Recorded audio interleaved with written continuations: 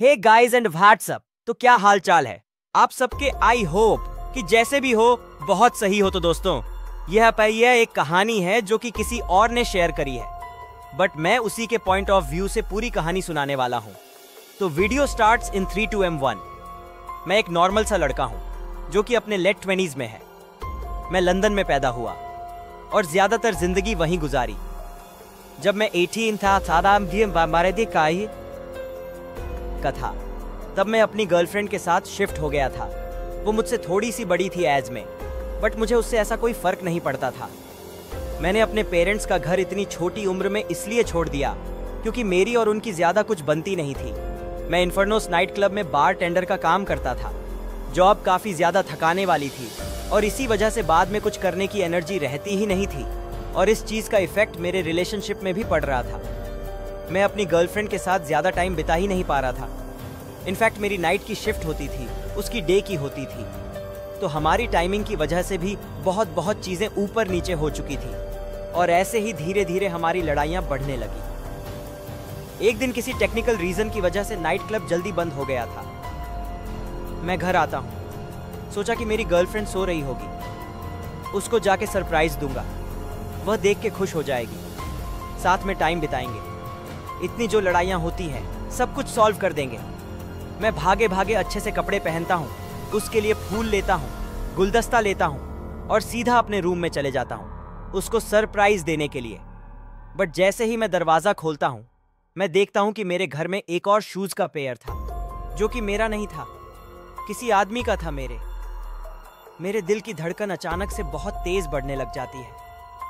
मुझे कहीं ना कहीं ऐसा फील हो रहा था कि मैं कुछ ऐसा ना देख लूं जो मैं नहीं देखना चाहता, जो मैं बिल्कुल भी डिजर्व नहीं करता। मैं बहुत कांपते हुए धीरे धीरे से अपनी गर्लफ्रेंड के रूम के अंदर जाता हूं, और जैसे ही मैं उसका रूम खोलता हूं, मेरी गर्लफ्रेंड मेरे ही एक दोस्त के साथ थी, और मेरी गर्लफ्रेंड उस दोस्त के साथ मुझे चीट कर रही थी। मैं देखता हूं, मेरी गर्लफ्रेंड मुझे देखते ही एकदम से शॉक हो जाती है। वो दोस्त भी एकदम से समझाने लग जाता है कि it is not fat, it is, मतलब ये ऐसा जो दिख रहा है ऐसा है नहीं, ये वो बिल्कुल। बट मैं बता भी नहीं पा रहा कि उस टाइम मैं क्या फील कर रहा था। सब कुछ एकदम सन्नाटा सा छा गया था, मेरे सामने एकदम सुन हो चुका था। मैं कौन क्या कह रहा है, क्या समझा रहा है, किस तरीके से प्रिटेंड कर रहा है, मुझे कुछ समझ ही नहीं आ रहा था। मैं रिएक्ट भी नहीं करता, मैं बस वहां से चला जाता हूँ। मेरे रूम के पास ही एक होटल भी था और मैं पूरी रात वहां पर गुजारता हूँ। आई मीन, सोचने में बड़ा अजीब लगता है ना कि मेरे ही फ्लैट में मेरी गर्लफ्रेंड किसी और के साथ है और मैं किसी अनजान होटल में रूम बिता रहा हूँ। क्योंकि मेरी गर्लफ्रेंड किसी और के साथ है। बट जितना अजीब ये सोचने में लगता है, सच बता रहा हूँ, मैं उस टाइम जिस सिचुएशन में था, मैं कुछ सोच ही नहीं पा रहा था। मेरे अंदर हिम्मत ही नहीं हो रही थी कि मैं उस लड़की का वापस से चेहरा देख पाऊं। उस लड़की का, जिस लड़की को मैं शायद अपनी जिंदगी में सबसे ज्यादा प्यार करता था, जिसके साथ मैं अपनी पूरी जिंदगी बिताना चाहता था। एक ही घंटे में कुछ ऐसा हो गया कि मेरे को उसका चेहरा भी नहीं देखना था। ऐसे ही करके सुबह हो जाती है। जब सुबह होती है तो मैं वापस से फ्लैट में चला जाता हूँ, यह सोच के कि अभी तक वो शायद चले गई होगी। ऑब्वियसली वो किसी और के फ्लैट में कैसे रह रही होगी जबकि उसको रंगे हाथ पकड़ा गया है। जब मैं अपने रूम में जाता हूं तो मैं देखता हूं कि मेरी गर्लफ्रेंड, एक्स गर्लफ्रेंड, वो अभी भी वहां पर ही थी। मैं उसे बोलता हूं कि जितनी जल्दी हो सके यहां से निकल जाओ। वो भी बिना किसी एक्सप्लेनेशन के वहां से चली जाती है। उसे देखकर बिल्कुल भी ऐसा लग ही नहीं रहा था कि उसे बिल्कुल भी गिल्टी फील हुआ है। वो तो बस एक ब्लैंक फेस लेकर चली गई। एक शब्द तक नहीं बोला उसने मुझे। उसने बस अपनी चीजें समेटी और वहां से चली गई। मुझे पता था कि मुझे वहां अब और नहीं रुकना चाहिए। उस फ्लैट में मेरी गर्लफ्रेंड के साथ मेरी कई सारी यादें थी, और जितना मैं वहां पर रुकूंगा मैं डिप्रेशन में डूबता चला जाऊंगा। तब मैंने अपने एक बचपन के दोस्त से कांटेक्ट किया जो बर्मिंघम में शिफ्ट हो गया था। मैं उसे सब चीज बताता हूँ और वह बोलता है कि मैं जब तक चाहूँ तब तक उसके साथ रह सकता हूँ, जब तक मेरी लाइफ वापस से ट्रैक पर ना आ जाए। और अब मैं भी बर्मिंघम चला जाता हूँ। मेरी ये जो नाइट क्लब वाली जॉब थी, मैं उसको भी छोड़ देता हूँ। बर्मिंघम पहुंचते ही मैंने अपना सामान सेटल किया और तुरंत नौकरी ढूंढने लगा। मुझे पता था कि मेरा दोस्त समझ सकता है कि मैं किस किस फेज से गुजर रहा हूँ, पर मैं उस पर कोई भी बोझ नहीं बनना चाहता था। जैसे ही मैं अलग अलग पेजेस स्क्रॉल कर रहा था, मुझे वहां पर एक फोरम मिलता है जहां पर लोग डिस्कस कर रहे होते हैं कि कैसे डार्क वेब पर वह जॉब ढूंढ रहे हैं और कैसे डार्क वेब उन्हें बहुत अच्छी सैलरी लाकर दे रहा है। ज्यादातर जॉब्स इलीगल थी, पर मुझे वैसे भी किसी डिस्ट्रैक्शन की जरूरत नहीं थी, तो मैंने सोचा कि एक बार देख लेता हूं कि क्या क्या ऑप्शंस हैं। मैंने कुछ ट्यूटोरियल्स भी देखे और डाउनलोड करा और बिना किसी प्लान के एकदम अंदर चला गया जॉब ढूंढने के लिए। वहां पर जॉब्स थी, hitman, arms dealers, drug dealers, और इन जॉब्स को मैं एकदम इग्नोर कर देता हूं। इसलिए नहीं कि ये बहुत इमोरल काम है, मतलब कि ये ऐसा काम है जो बुरे लोग करते हैं, बट इसीलिए क्योंकि इसमें रिस्क थोड़ा ज्यादा था, पकड़े जाने के चांसेस थोड़े ज्यादा थे। और तभी मुझे एक ऐड मिलता है जिसमें लिखा होता है, एक पार्टनर चाहिए जो बॉडीज डिसअपियर करने में मेरी मदद करे, पैसा अच्छा मिलेगा, रिस्क मिनी। मैंने सोचा कि यह जॉब थोड़ी इंटरेस्टिंग है, मतलब कि पैसा भी अच्छा है और रिस्क भी कम है।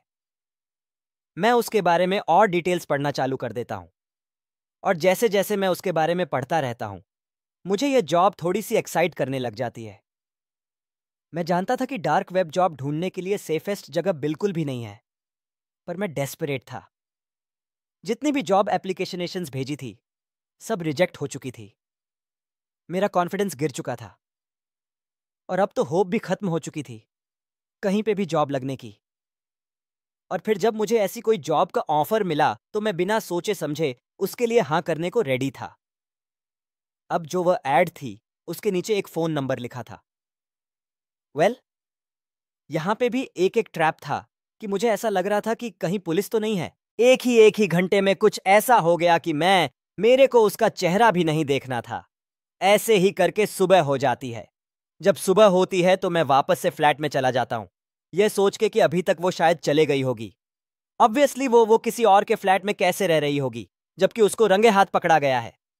जब मैं अपने रूम में जाता हूं तो मैं देखता हूं कि मेरी गर्लफ्रेंड, एक्स गर्लफ्रेंड, वो अभी भी वहां पर ही थी। मैं उसे बोलता हूं कि जितनी जल्दी हो सके यहां से निकल जाओ। वो भी बिना किसी एक्सप्लेनेशन के वहां से चली जाती है। उसे देखकर बिल्कुल बिल्कुल भी ऐसा लग ही नहीं रहा था कि उसे बिल्कुल भी गिल्टी फील हुआ है। वो तो बस एक एक ब्लैंक फेस लेकर चली गई। एक शब्द तक नहीं बोला उसने बस अपनी चीजें समेटी और वहां से चली गई। मुझे पता था कि मुझे वहां अब और नहीं रुकना चाहिए। उस फ्लैट में मेरी गर्लफ्रेंड के साथ मेरी कई सारी यादें थीं, और जितना मैं वहां पर रुकूंगा मैं डिप्रेशन में डूबता चला जाऊंगा। तब मैंने अपने एक बचपन के दोस्त से कांटेक्ट किया जो बर्मिंघम में शिफ्ट हो गया था। मैं उसे सब चीज बताता हूं और वह बोलता है कि मैं जब तक चाहूं तब तक उसके साथ रह सकता हूं, जब तक मेरी लाइफ वापस से ट्रैक पर ना आ जाए। और अब मैं भी बर्मिंघम चला जाता हूं। मेरी ये जो नाइट क्लब वाली जॉब थी, मैं उसको भी छोड़ देता हूं। बर्मिंघम पहुंचते ही मैंने अपना सामान सेटल किया और तुरंत नौकरी ढूंढने लगा। मुझे पता था कि मेरा दोस्त समझ सकता है कि मैं किस किस फेज से गुजर रहा हूं, पर मैं उस पर कोई भी बोझ नहीं बनना चाहता था। जैसे ही मैं अलग अलग पेजेस स्क्रॉल कर रहा था, मुझे वहां पर एक फोरम मिलता है जहां पर लोग डिस्कस कर रहे होते हैं कि कैसे डार्क वेब पर वह जॉब ढूंढ रहे हैं और कैसे डार्क वेब उन्हें बहुत अच्छी सैलरी लाकर दे रहा है। ज्यादातर जॉब्स इल्लीगल थी, पर मुझे वैसे भी किसी डिस्ट्रैक्शन की जरूरत नहीं थी, तो मैंने सोचा कि एक बार देख लेता हूं कि क्या क्या ऑप्शंस हैं। मैंने कुछ ट्यूटोरियल्स भी देखे और डाउनलोड करा और बिना किसी प्लान के एकदम अंदर चला गया जॉब ढूंढने के लिए। वहां पर जॉब्स थी, hitman, arms dealers, drug dealers, और इन जॉब्स को मैं एकदम इग्नोर कर देता हूं।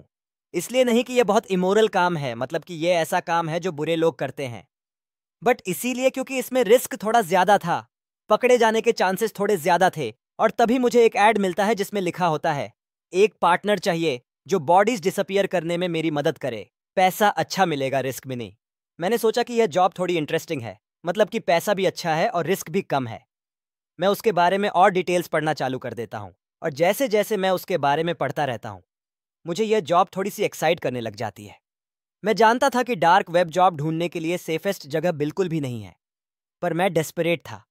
जितनी भी जॉब एप्लीकेशनेशंस भेजी थी, सब रिजेक्ट हो चुकी थी। मेरा कॉन्फिडेंस गिर चुका था और अब तो होप भी खत्म हो चुकी थी कहीं पे भी जॉब लगने की। और फिर जब मुझे ऐसी कोई जॉब का ऑफर मिला तो मैं बिना सोचे समझे उसके लिए हाँ करने को रेडी था। अब जो वह एड थी उसके नीचे एक फोन नंबर लिखा था। यहाँ पे भी एक ट्रैप था कि मुझे ऐसा लग रहा था कि कहीं पुलिस तो नहीं है, कि पुलिस ने वहां डार्क वेब में एक फॉर्म डाल दिया है और हम जैसे लोगों को पकड़ ले कि भाई तुम क्या कर रहे थे यहाँ पे, तुम ऐसी टाइप की जॉब्स भी कर रहे थे, और ऐसा सोच के हमें पकड़ ले। बट रिस्क तो लेना पड़ेगा ना, रिस्क लिए बिना तो कुछ भी नहीं हो पाएगा। और इस समय मैं डेस्परेट था। और दूसरी बात यह भी थी कि अगर पुलिस पकड़ भी लेगी तो मैं बोल दूंगा कि मैंने कुछ ऐसा करा ही नहीं है, मैं तो बस ऐसे ही मजाक के लिए कॉल कर रहा था, या समथिंग लाइक दैट। जैसे ही मैंने उस नंबर पर कॉल करी, वो नंबर बंद हो चुका था। मुझे लगा कि शायद यह सब कोई प्रैंक होगा, और एकदम से मेरे अंदर जो होप आई थी वो सारी होप एकदम से चली गई। कुछ घंटों तक मैं सिर्फ कॉफी पीता रहा और ब्रेकअप को लेकर खुद को कोसने लगा। तभी अचानक से मेरा फोन बजा। मैंने तुरंत उठाया और दूसरी तरफ एक आदमी था जो खुद को पार्टनर बुला रहा था।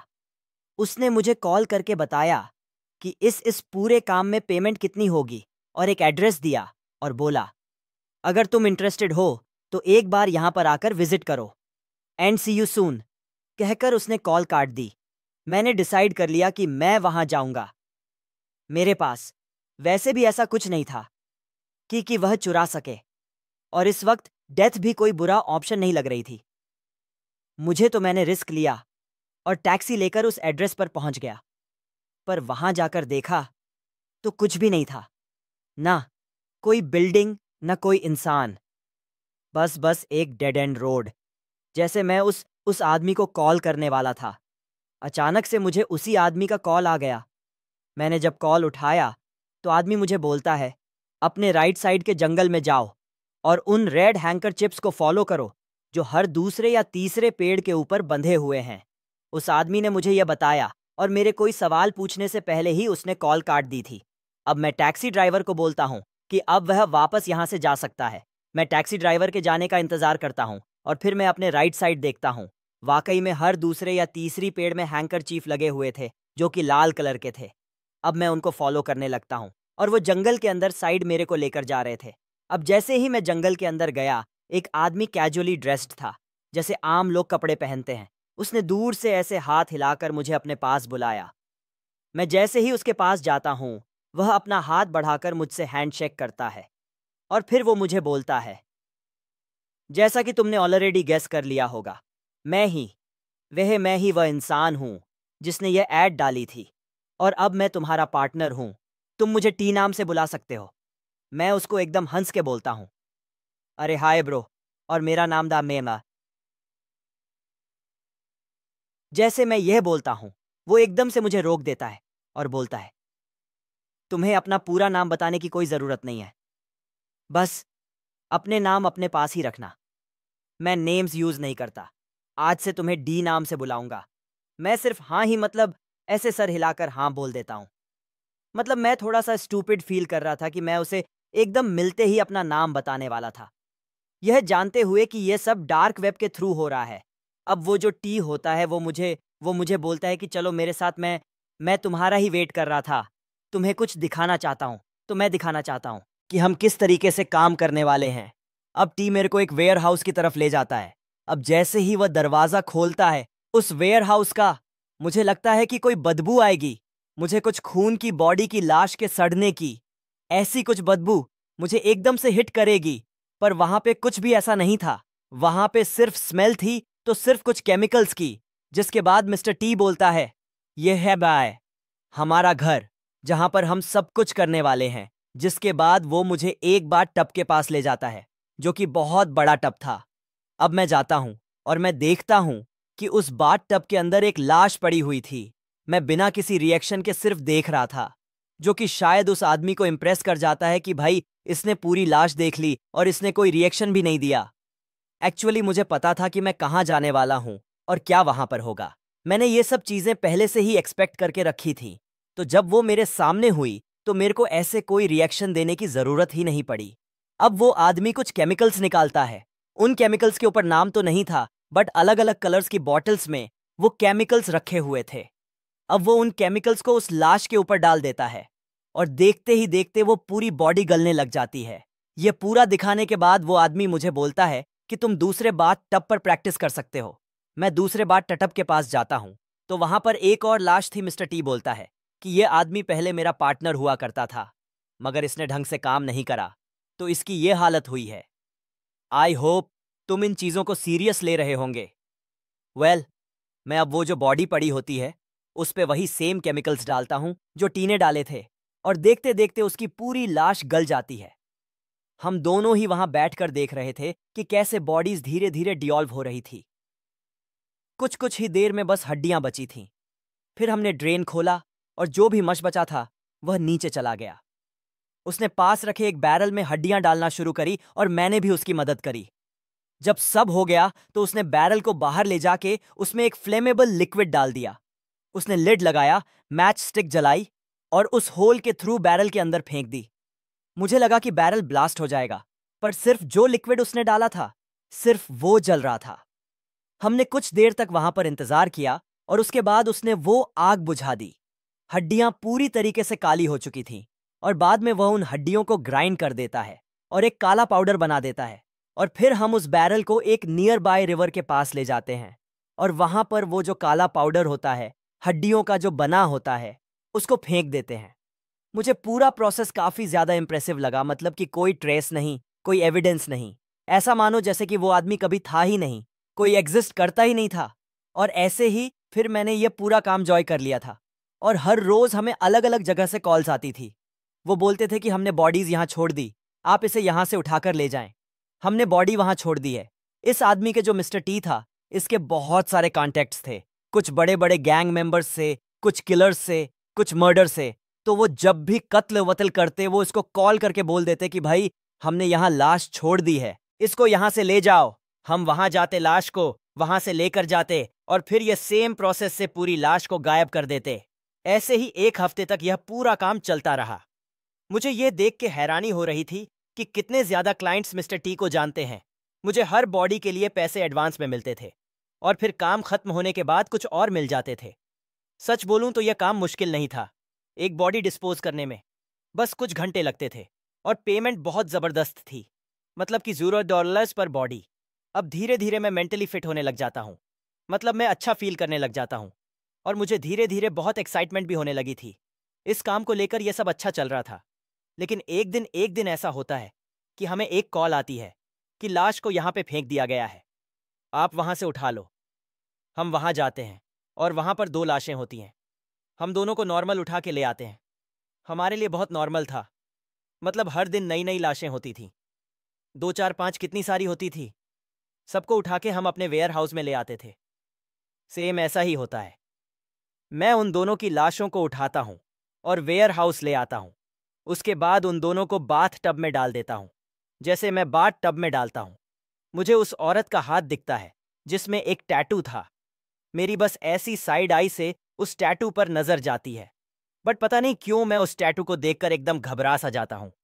मतलब मेरा ऐसा कभी नहीं हुआ कि मैं लाश का कभी चेहरा देख रहा हूँ या कुछ देख रहा हूँ ना। वो बस आई, मैंने डिस्पोज किया, मतलब अपना काम किया सिर्फ। बट इस बार ये जो बॉडी थी, मेरा मन कर रहा था कि एक बार मैं उसका चेहरा देख लूं। मैं उसके टैटू को जब ध्यान से पढ़ता हूं तो उसमें कुछ डेट लिखी होती है, जो कि होती है 10.01/2012। और तब मैं रियलाइज करता हूं कि ये तो सेम वही डेट है जो मेरे एक्स गर्लफ्रेंड के हाथ में बना हुआ था। ये मेरी एक्स गर्लफ्रेंड का टैटू है। ये देखकर मैं पूरी तरीके से हिल जाता हूं। आई नो कि उसने मुझे चीट करा था और शी डिजर्व्स की जो भी उसने मेरे लिए किया था वो बहुत बुरा डिजर्व करती थी। बट इतना वो जब मेरे सामने ऐसे बेजान पड़ी हुई थी, अचानक से सारी मेमोरीज मेरे सामने आ चुकी थी। सारे फ्लैशबैक्स मेरे दिमाग के सामने घूम रहे थे। मेरे को बहुत अजीब सा लगने लगा था। ऐसा लगा था जैसे कि मैं बेहोश होने वाला हूं। बट स्टिल काम होता है। मैं रोते हुए, कांपते हुए, कैसे भी करके उसकी बॉडी को डिस्पोज कर देता हूं। और पहली बार इस काम ने मुझे अंदर से तोड़ा था। पूरी रात मैं सो नहीं पाया, सिर्फ उसकी यादों में खोया रहा। उस समय मैं यही सोचता रहा कि काश मैंने उसे टाइम दिया होता। काश कुछ ऐसी चीजें नहीं होती जो जिसकी वजह से उसे मुझे चीट करना पड़ा। काश मैं उसे बचा पाता। पूरी रात मैंने ऐसे ही रो रो कर गुजारी कि तभी मेरे को एक कॉल आती है जो कि मिस्टर टी की होती है कि अर्जेंटली हमें जाना पड़ेगा। 2 लाशें और मिली है जो कि जंगल के ही किसी कोने में पड़ी हुई थी। मिस्टर टी कहते हैं कि जिसने भी उसे मारा था उसको, मतलब मैंने बोल दिया था कि जंगल में लाकर छोड़ दो, उसके बाद का काम हम देख लेंगे, तो जल्दी चलो, नया काम है, करना पड़ेगा। मैं भी मिस्टर टी के साथ चल पड़ता हूँ। मिस्टर टी वहां पर पहले ही पहुंचे हुए थे। मैं करीबन आधा घंटा लेट था। मैं जैसे ही वहां पहुंचता हूं, मिस्टर टी मुझे बोलता है कि वो पड़ी है, लाशें, जल्दी से इसे उठाओ और चलो। जैसे ही मैं उस लाश के पास जाता हूं, मैं अचानक से गिर जाता हूं।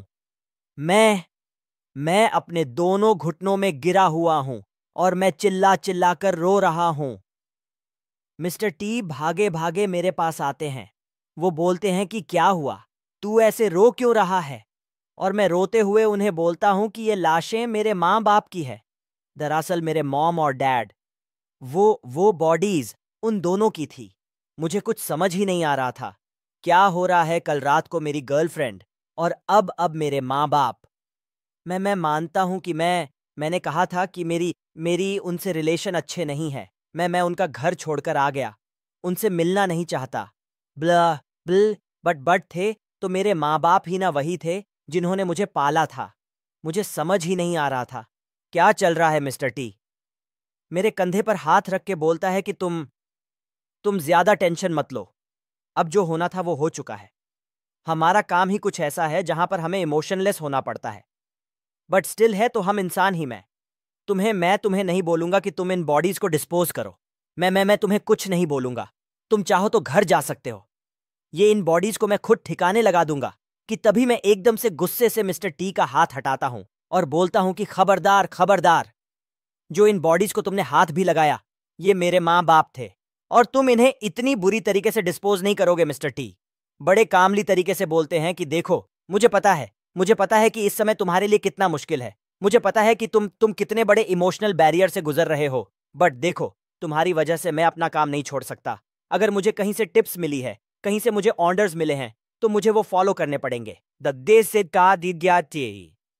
The least I can do for you is कि तुम ओनफ ले लो कुछ दिन का और खुद को शांत करो। जब तुम नॉर्मल हो जाओगे तो वापस आ जाना, बट मेरे काम में बिल्कुल टांग मत अड़ाओ। मैं कुछ भी नहीं बोलता, मैं बस रोते हुए वहां से चला जाता हूं।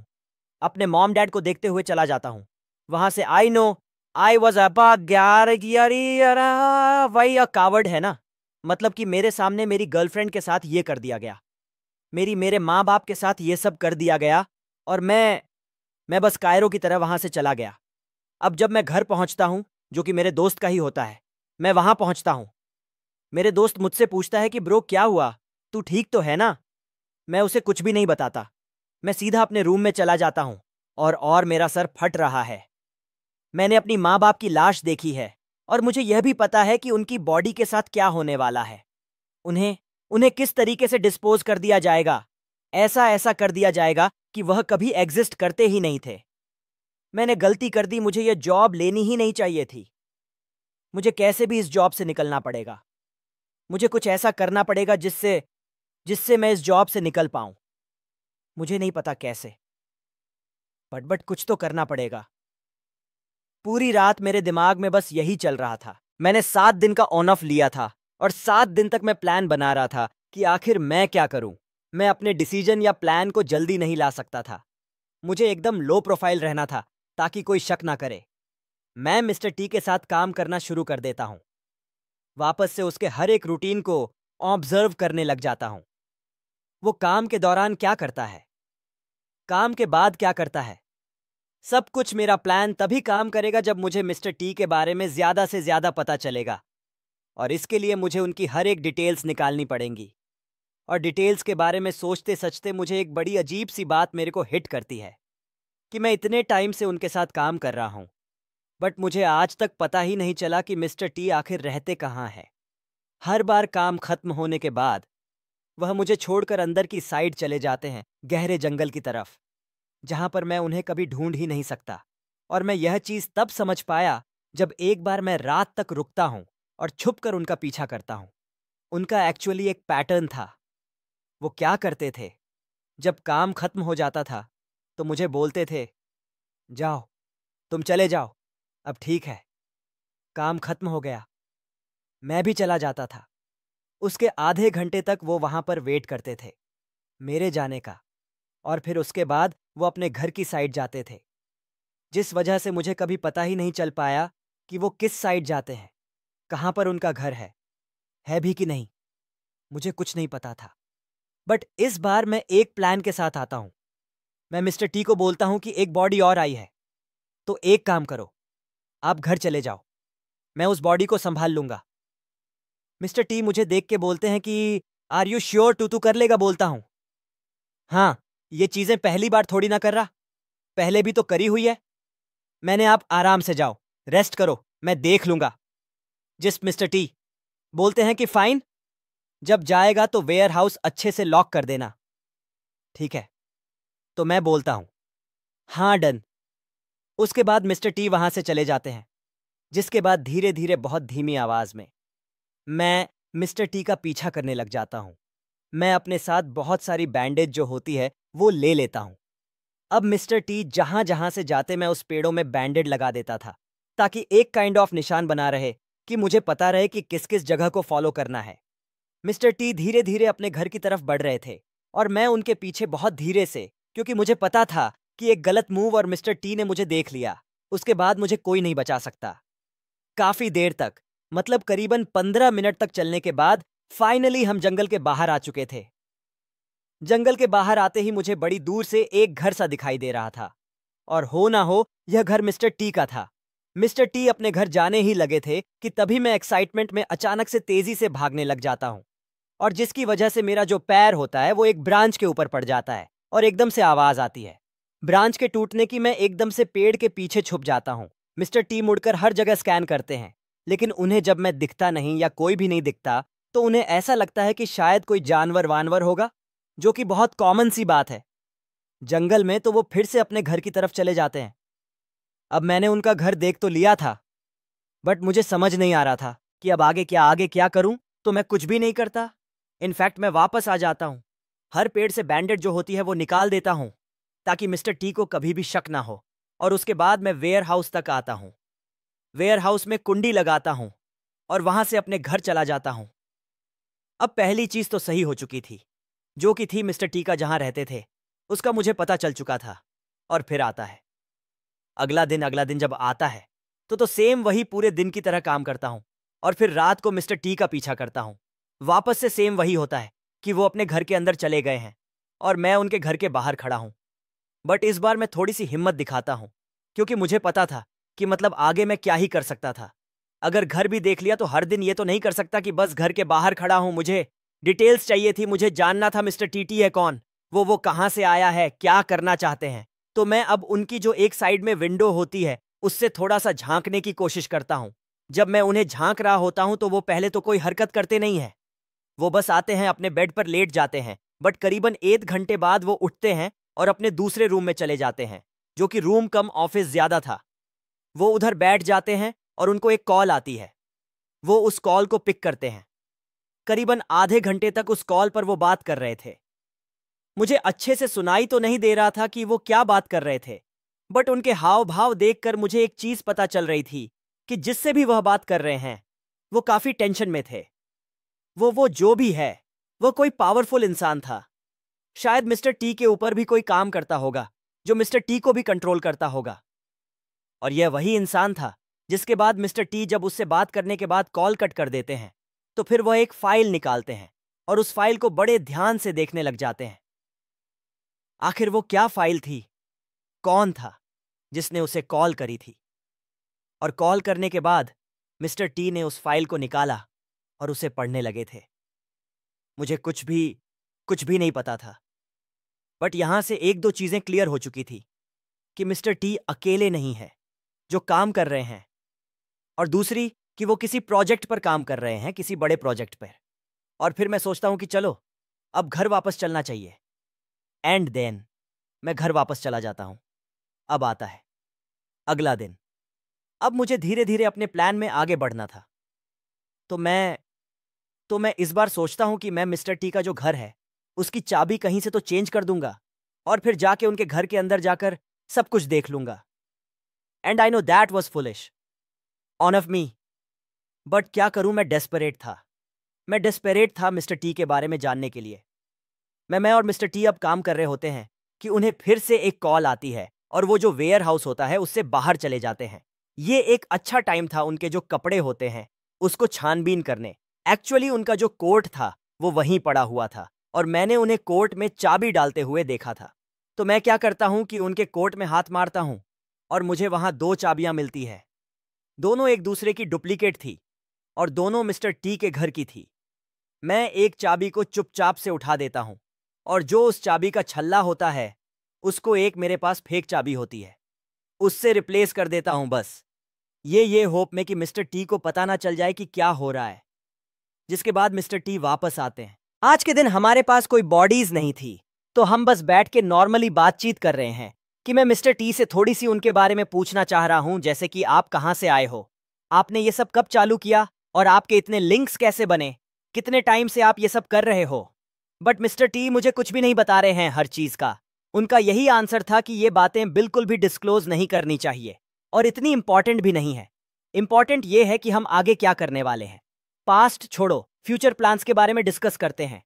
कुछ बड़ा करेंगे, कुछ कुछ बढ़िया करेंगे। ऐसे ही करते करते करीबन 1 घंटा बीत जाता है, जिसके बाद अब हमारा वापस शाम हो गई है। काम हमारे पास है, नहीं तो हम दोनों सोचते हैं कि चलो अब घर चलना चाहिए। मिस्टर टी अपने घर के लिए निकल जाते हैं और मैं भी उनके पीछे पीछे उन्हीं के घर के लिए निकल जाता हूं।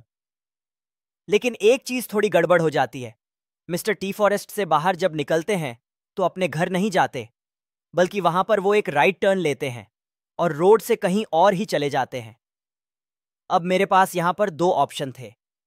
या तो मैं मिस्टर टी का पीछा करूं कि ये कहां जा रहे हैं, और दूसरा उनके घर जाकर सब कुछ छानबीन कर लूं, क्योंकि मिस्टर टी कहीं गए हैं और उन्होंने कैब बुक करी है, तो मतलब कि लंबा गए हैं। और मैं चुनता हूं दूसरा ऑप्शन। मैं उनके घर जाता हूं, उनकी चाबी से उनका जो घर होता है उसे खोलता हूं और सीधा पहुंच जाता हूं उनके ऑफिस में। सबसे पहले मैं उस नंबर को देखता हूं जिससे उन्हें कल कॉल आई थी। उस नंबर को मैं नोट डाउन कर लेता हूं अपने फ़ोन में, मतलब सेव कर लेता हूं। जिसके बाद मैं उस फाइल को निकाल कर देखता हूं और जब मैं देखता हूं तो उस फाइल में सबसे ऊपर एक एक ऐसा कागज सा चिपकाया हुआ था जिसमें लिखा हुआ था डरेन जेम्स। और डरन जेम्स मेरा नाम था। मेरा नाम की फाइल मिस्टर टी के पास क्या कर रही थी। यह देखते ही मेरी सांसें अचानक से बढ़ जाती है, मेरे हाथ शेक करने लग जाते हैं और मैं पसीना पसीना हो जाता हूं। मैं उस फाइल को खोलकर देखता हूं तो उसमें मेरी पूरी आपबीती लिखी हुई थी। बचपन से लेकर अभी तक मैंने कहां कहां पढ़ाई करी, मेरे कौन कौन दोस्त थे, कौन कौन मेरे करीबी है, मेरे मॉम डैड, मेरी गर्लफ्रेंड, सबका सबकी इंफॉर्मेशन उस फाइल में थी। और वहां पर 4 फोटोज बनी हुई थी, जिनमें से 3 के ऊपर क्रॉस मार्क था, एक मेरी एक्स गर्लफ्रेंड की और 2 मेरे मॉम डैड की। और जो चौथी फोटो थी उसके ऊपर गोला बना हुआ था। और ये पता है किसकी थी? यह थी सैमुअल की फोटो। सैमुअल वही है जिसके घर में मैं रह रहा हूं, मेरा वही दोस्त जो मेरा इकलौता सहारा है। इस पूरी दुनिया में मुझे कुछ भी समझ नहीं आ रहा था कि आखिर चल क्या रहा है। ये मिस्टर टी मुझसे चाहते क्या है और उन्होंने मेरे मॉम डैड इन सब के ऊपर क्रॉस क्यों बनाया। मुझे ये चीज समझ आ गई थी कि वही है जिसने जिसने मेरे घर वालों का कत्ल किया था। या तो वह है या तो उन्होंने करवाया है।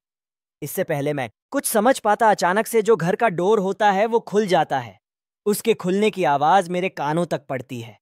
पूरे सन्नाटे में सिर्फ वो डोर खुलने की आवाज आ रही थी।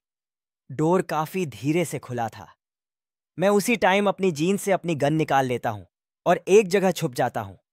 देखता हूं तो मिस्टर टी वापस आ चुके थे। मैं एक डोर के पीछे छुपा हुआ था। मिस्टर टी अपने ऑफिस के अंदर एंटर करते हैं।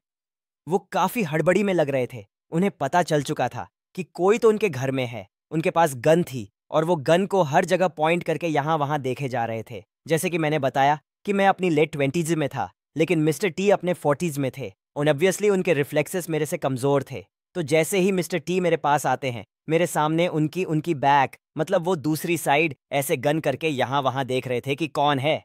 तभी मैं पीछे से उनके सर पर वार कर देता हूं। इससे पहले वो मुड़ पाते, वो जमीन पर गिर चुके थे। वो बेहोश नहीं हुए थे, लेकिन उन्हें अच्छी खासी चोट आई थी। वो अपना सर पकड़ के थे और उनकी जो बंदूक थी मैं उनके हाथ से छीन लेता हूं। जिसके बाद वो जमीन पर गिरे पड़े और मैंने वही बंदूक उनके सर पर टांग दी है। और मैं उनसे पूछता हूँ, क्यों क्यों करा तुमने ऐसा? जिस पे वो गुस्से से बोलते हैं कि तुम क्या कर रहे हो, तुम पागल हो गए हो, क्या मरना चाहते हो? चुपचाप अपनी बंदूक नीचे करो मिस्टर टी के पास। कोई भी ऑप्शन था नहीं। वो उन्हें भी पता था कि मैं कुछ भी नहीं करने वाला, और कहीं ना कहीं उन्हें यह भी पता था कि मैंने सब कुछ देख लिया है। स्टिल वो मुझे ऑर्डर दे रहे थे, जो सुन के मुझे बहुत गुस्सा आ रहा था। ये वो आदमी है जिसने मेरे घर वालों को मारा था। यह वो आदमी है जिसने जिसने मेरी एक्स गर्लफ्रेंड को मारा था, और अब ये मुझे ऑर्डर दे रहा है। मैं तभी उसके हाथ को पूरी तरीके से घुमा के तोड़ देता हूँ। हड्डी के कटकने की आवाज़ मेरे कानों तक आती है, और उससे ज़्यादा आवाज़ आती है मिस्टर टी के चिल्लाने की। इससे पहले वो और चिल्लाए, मैं उसके मुंह के अंदर वही बंदूक डाल देता हूँ, और मैं उससे पूछता हूँ कि बताएगा कि मैं खुद पूछूं, आखिर क्यों? जिसके बाद मिस्टर टी मुझे बताना चालू करता है।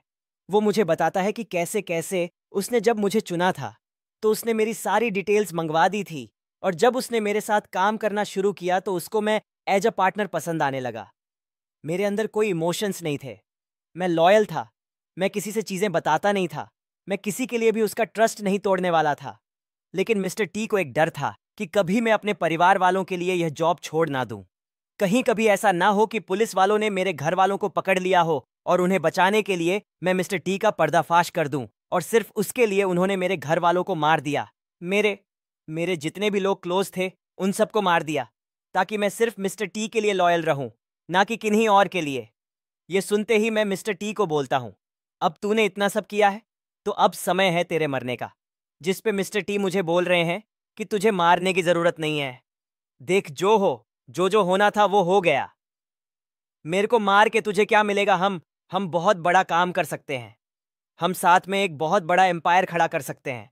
मेरे पास बहुत सारे प्रोजेक्ट्स हैं, बहुत सारी ऐसी चीजें हैं जो जो मैं तेरे साथ शेयर करना चाहता हूं। हम बहुत कुछ कर सकते हैं। मिस्टर टी मुझे अचानक से अपना प्रोजेक्ट गिनाने लग जाता है कि मेरी नज़र में एक बहुत बड़ा मेंशन है, बहुत बड़े लीडर्स हैं जिनके जिनके साथ मैं डील करने वाला हूं। और जैसे ही वो ये बोल रहा होता है, उसी टाइम आवाज़ आती है थक करके, जो कि थी बंदूक के चलने की। मैंने मिस्टर टी के मुंह के अंदर ही शूट कर दिया था।